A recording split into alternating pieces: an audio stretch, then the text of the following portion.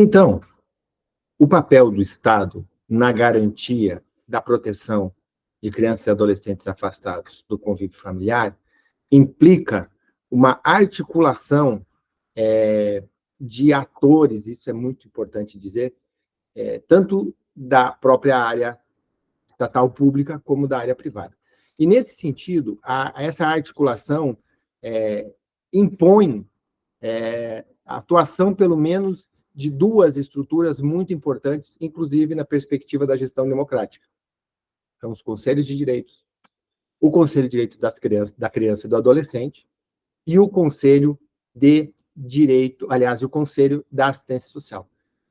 Isso na perspectiva da municipalização, porque devemos partir da diretriz da municipalização e dessa menor célula do complexo federativo, então, pensar a proteção do sujeito de direito, do indivíduo, no seu próprio lugar, no seu próprio território. E por isso é importante, então, que a estratégia de proteção integral e o desenvolvimento do acolhimento familiar, do modelo de acolhimento familiar, seja a partir do município. Então, cada município, a partir de suas comarcas, a partir de regiões, e depois, óbvio, envolvendo o Conselho Estadual dos Direitos da Criança e do Adolescente, e também nessa estrutura, nessa rede, sempre precisamos ter em mente o papel de rede, o Conselho Nacional dos Direitos da Criança e do Adolescente, assim como o Conselho Nacional e o Conselho e as políticas envolvidas estaduais de assistência social também nessa estrutura.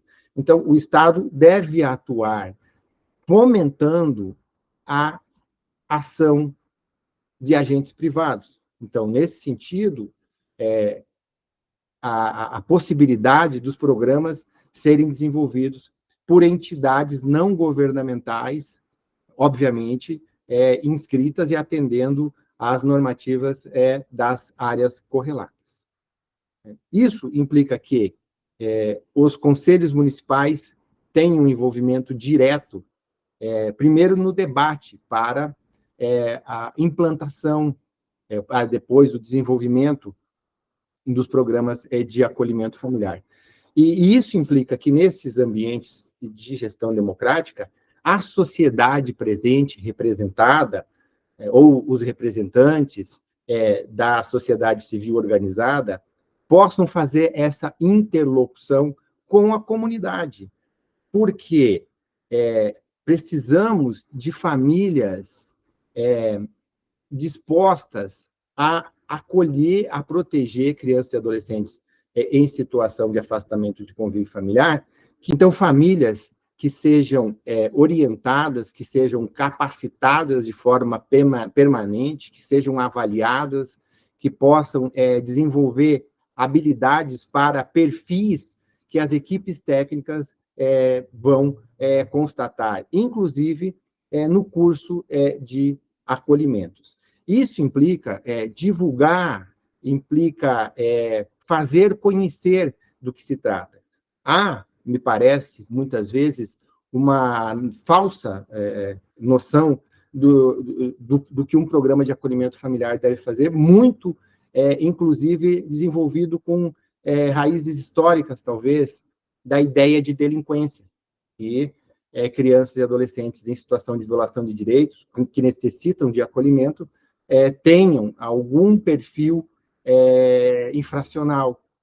É possível que isso ocorra, mas não necessariamente. Na maioria dos casos, se trata de crianças e adolescentes vítimas não só da vulnerabilidade econômica, que é um outro mito, que são apenas crianças em situação de pobreza, que são sujeitos de proteção em acolhimento.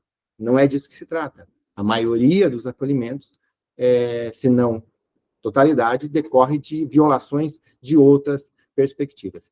Então, nessa estratégia, os conselhos de direitos devem motivar a comunidade a compreender o papel do acolhimento familiar e desenvolver estratégias de integração visando a proteção integral.